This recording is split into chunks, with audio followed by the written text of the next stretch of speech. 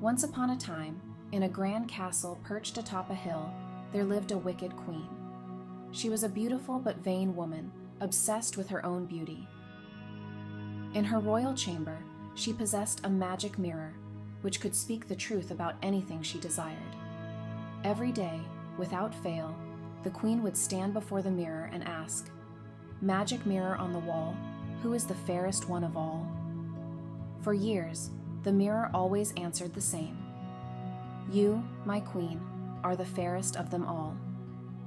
These words filled the queen with pride, for she believed no one could ever surpass her beauty. There also lived a beautiful princess named Snow White. Her skin was as white as snow, her lips as red as blood, and her hair as black as ebony. Snow White was as kind as she was beautiful, beloved by all who knew her, except for her wicked stepmother, the queen. Queens stand before the mirror and ask, "Magic mirror on the wall, who is the fairest one of all?" For years, the mirror always answered the same. "You, my queen, are the fairest of them all." But one fateful day, as she repeated her question to the mirror, its answer changed. "You, my queen, are fair, it's true. But Snow White is even fairer than you." The queen's heart filled with fury and jealousy. How could anyone, let alone her stepdaughter Snow White, be more beautiful than her? Fueled by envy, the queen devised a cruel plan to rid herself of Snow White once and for all. She summoned her royal huntsman and commanded him to take Snow White deep into the forest and kill her. As proof of the deed, she demanded that he bring back the young princess's heart. The huntsman, though loyal to the queen, was overcome with pity for Snow White, who had done no wrong. As he raised his knife to kill her, he found himself unable to go through with it. Instead, he begged Snow White to flee into the forest, far away from the queen's reach.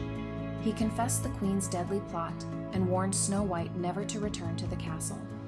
Grateful and terrified, Snow White ran into the dark, mysterious forest. As Snow White wandered through the dense woods, she was overcome by fear. Strange shadows and eerie sounds surrounded her, and wild creatures seemed to watch her every move. The forest felt alive with danger, and she stumbled over roots and branches, her heart pounding with terror. Eventually, her exhaustion overtook her, and she collapsed, weeping. But the forest creatures, rather than harming her, sensed her innocence and kindness. Little birds, deer, and rabbits gathered around her, comforting her as she slept. When she awoke, they guided her deeper into the forest until she came upon a small, quaint cottage. The cottage was like something from a fairy tale, tiny, with a thatched roof and a garden blooming with colorful flowers. Snow White, curious, approached the door and knocked, but no one answered. She peered inside and saw that the house was a mess, as if it hadn't been cleaned in ages. It was clearly inhabited by someone, though, as there were 7 little beds, 7 little chairs, and 7 little plates on the table.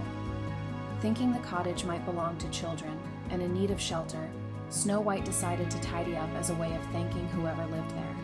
As night fell, the owners of the cottage returned home. They were not children, but 7 dwarfs who worked in a nearby diamond mine. Doc, the leader; Grumpy, the skeptic; Happy, always cheerful; Sleepy, the drowsy one; Bashful, the shy dwarf; Sneezy, with his constant sneezing; and Dopey, the youngest and silliest. When they entered the cottage, they were surprised to find it clean and tidy. And then, to their even greater surprise, they discovered Snow White asleep on their beds. After some initial confusion, Snow White awoke and told them her story. The dwarfs, moved by her plight, offered her refuge in their home. In exchange, Snow White took care of the household chores, and they grew to care for her deeply. Days turned into weeks, and Snow White's life with the dwarfs was filled with joy and laughter. Meanwhile, back at the castle, the queen once again asked her magic mirror, "Who is the fairest one of all?" To her shock and fury, the mirror replied, "Snow White, who dwells with the 7 dwarfs, is the fairest of them all." The queen's jealousy turned to rage. She realized that the huntsman had deceived her, and Snow White was still alive. Determined to destroy Snow White herself, the queen used dark magic to disguise herself as an old, haggard peddler woman. She crafted a deadly poison and soaked it into a shiny red apple. With the apple in hand, the queen made her way through the forest to the dwarf's cottage. One afternoon, while the dwarfs were away at work, the queen arrived at the cottage in her disguise. She knocked on the door and offered Snow White the apple, claiming it was a magic wishing apple that could make all her dreams come true.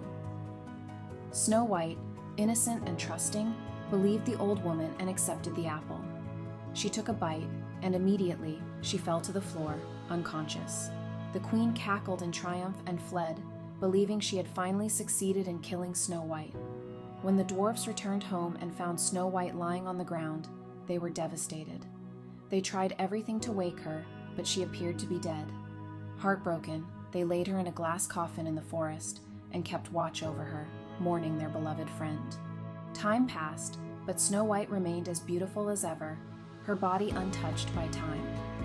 One day, a prince, who had heard of Snow White's kindness and beauty, came upon the glass coffin while traveling through the forest.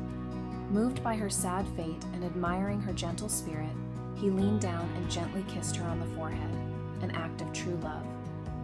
At that moment, the spell was broken, and Snow White's eyes fluttered open. She sat up, smiling warmly at the prince, and the dwarfs, who had been watching over her, cheered with joy. Snow White and her prince lived happily ever after, their love conquering the queen's evil. The dwarfs continued to work in their mine, but they always held a special place in Snow White's heart, and she often visited them, never forgetting their kindness.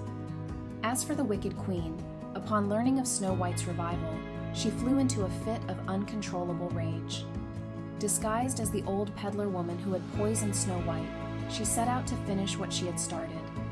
However, the seven dwarfs soon discovered her plan and chased her through the forest, determined to stop her once and for all. The stormy weather worsened as the queen fled, and she climbed to the top of a steep cliff in desperation. Lightning flashed across the sky as she tried to dislodge a giant boulder to crush the dwarfs below. But before she could succeed, a bolt of lightning struck the ground, causing the cliff to crumble beneath her feet. The wicked queen lost her balance and fell from the cliff into the depths below, meeting her end, thus ending her reign of terror forever.